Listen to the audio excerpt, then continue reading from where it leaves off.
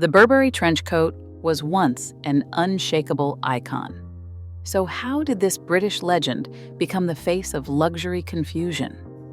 Endless rebrands chased new shoppers, but the soul of the brand got lost in translation. Profits crashed, loyal fans vanished, and by 2024, even Burberry's own board was begging for a reset.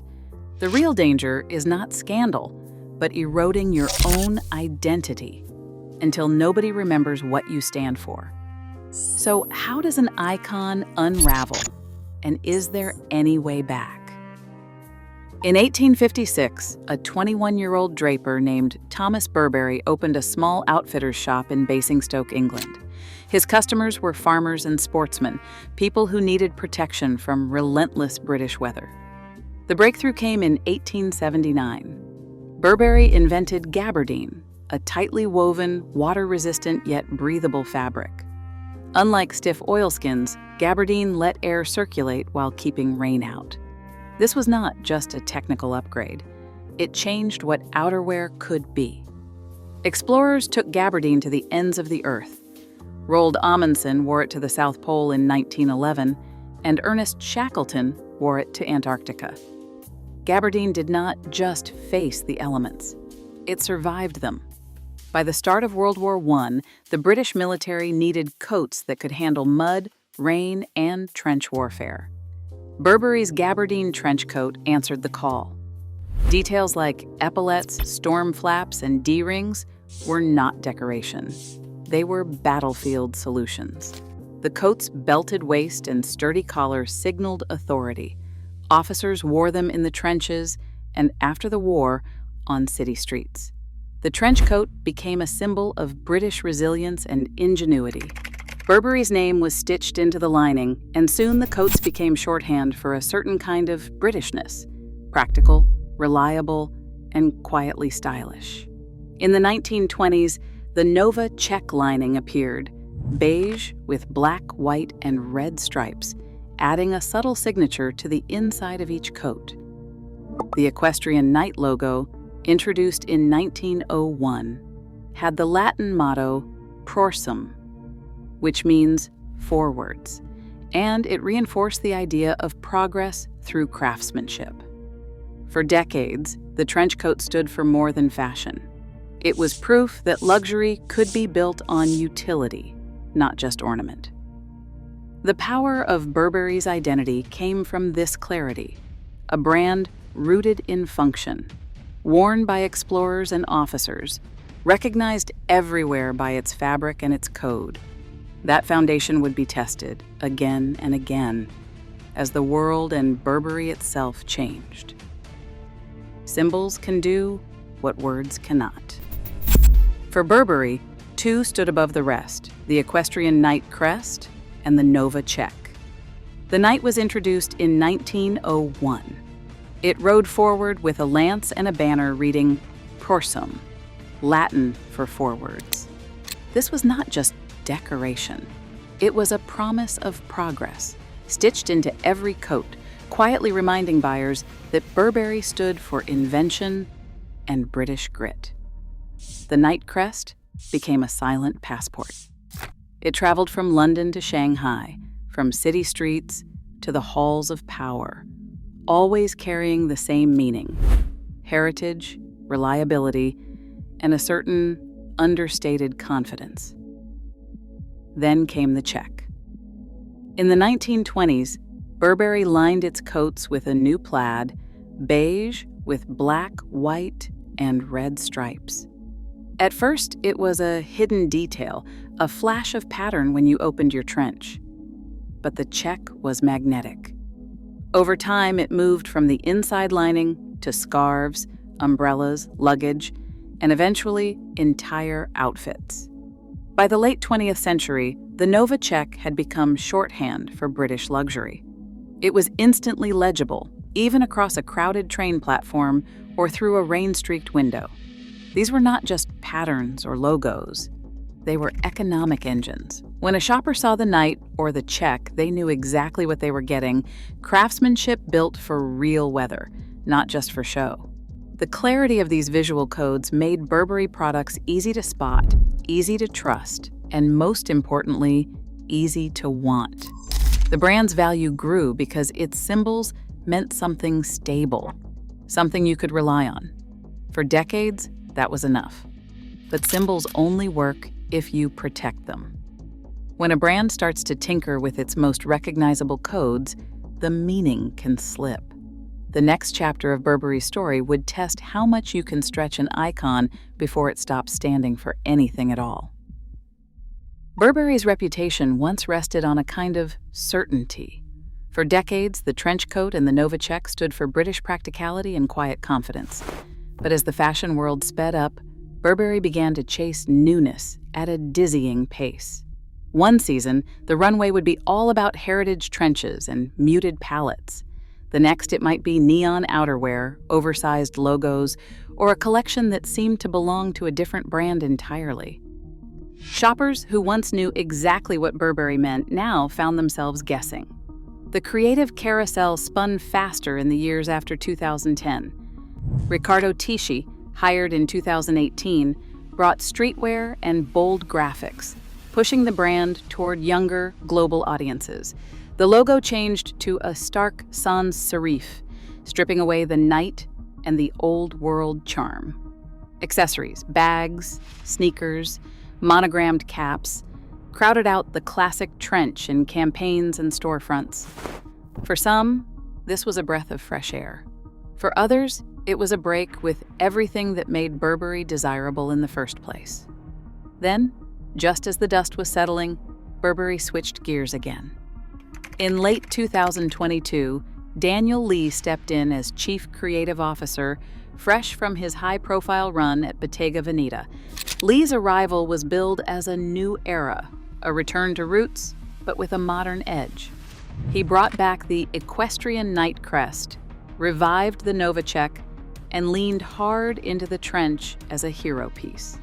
Yet the collections still veered between extremes. One show might feature sculptural outerwear in traditional gabardine. The next would send models down the runway in acid green faux fur or rubberized boots. The message kept shifting, and so did the audience. For loyal customers, the constant oscillation bred uncertainty. A shopper might walk into a store expecting timeless British coats, but find racks of experimental streetwear, or vice versa. Even the advertising seemed to toggle between moody heritage films and glossy, hype-driven campaigns. The result was a kind of identity whiplash. Fashion insiders debated whether Burberry was chasing Paris runways or clinging to its London roots. Meanwhile, everyday buyers wondered if the brand was still for them at all. By the time Daniel Lee's vision was in full swing, confusion had become the norm.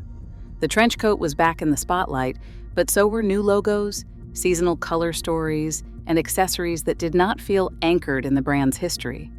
Instead of building on a stable core, Burberry kept rewriting its own script. In the rush to stay relevant, it trained customers not to trust what they would see next. The brand's symbols, once clear and powerful, now felt up for debate depending on which creative was in charge. For Burberry, reinvention had become a habit, but it left shoppers and critics alike asking, what does this brand actually stand for now? Every shopper, whether they realize it or not, reads a brand's signals. Burberry's problem wasn't just about changing designers or swapping logos. It was about sending mixed messages again and again until even loyal fans lost the thread.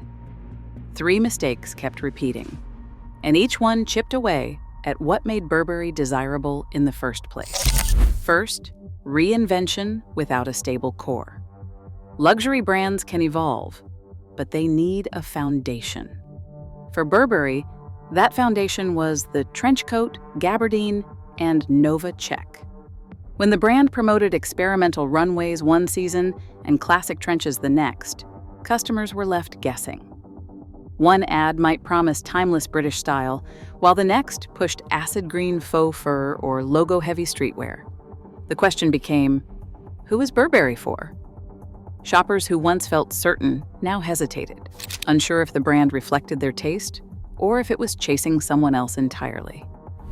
Second, pricing and assortment that undercut authority. Burberry's strength was outerwear, the trench and the scarf. But in the rush to compete with top-tier luxury, the brand pushed into categories where it had little credibility. Leather bags priced at £2,000 or more sat next to discounted logo accessories. For many, this felt like a betrayal. Why pay full price for something that might end up on the sale rack next month? The more Burberry stretched into unfamiliar territory, the more it relied on markdowns to clear inventory. Shoppers learned to wait for a deal, and the sense of exclusivity that defines luxury started to erode. Third, mixed distribution signals. Where and how a brand sells its products speaks volumes.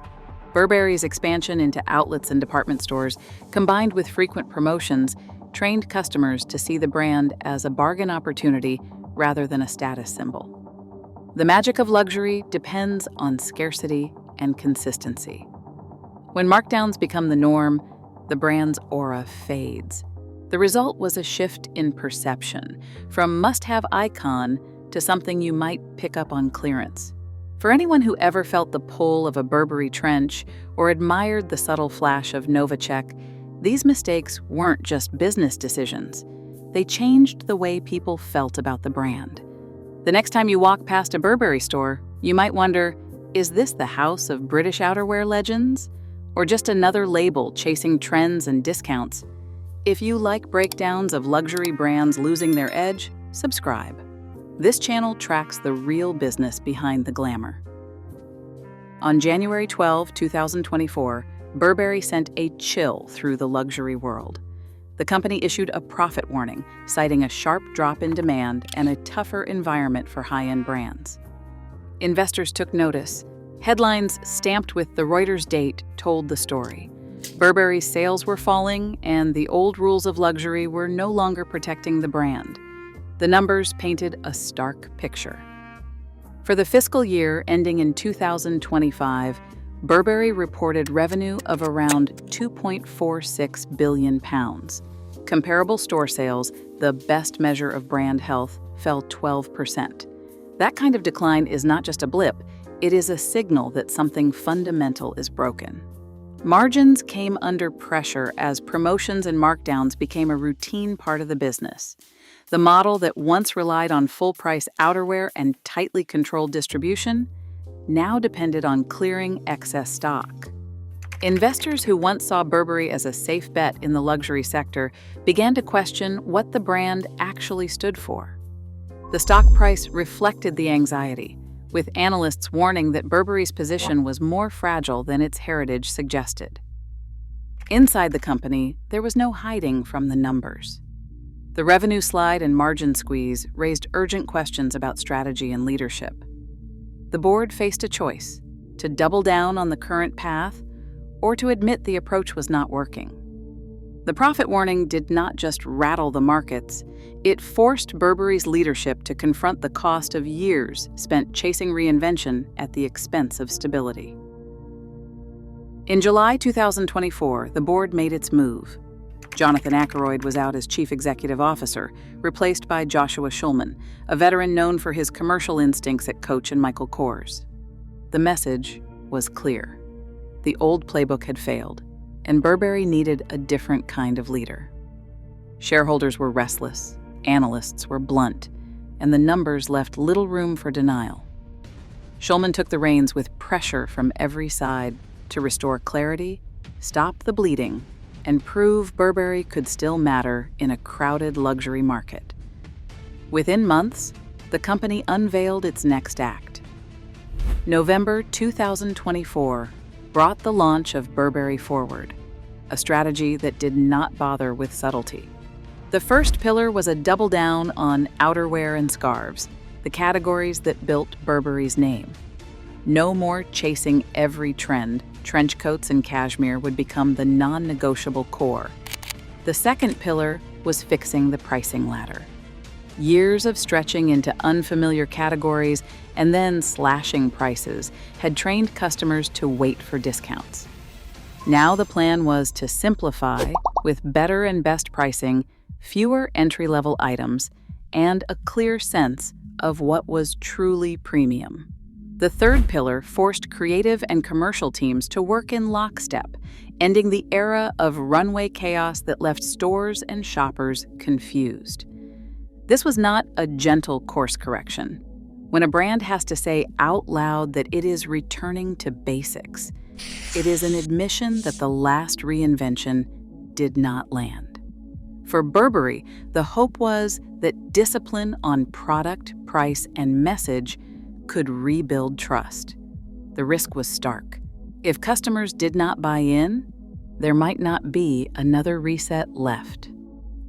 On January 21st, 2026, a Reuters headline cut through the gloom. Burberry's holiday quarter had finally delivered a small uptick in comparable sales.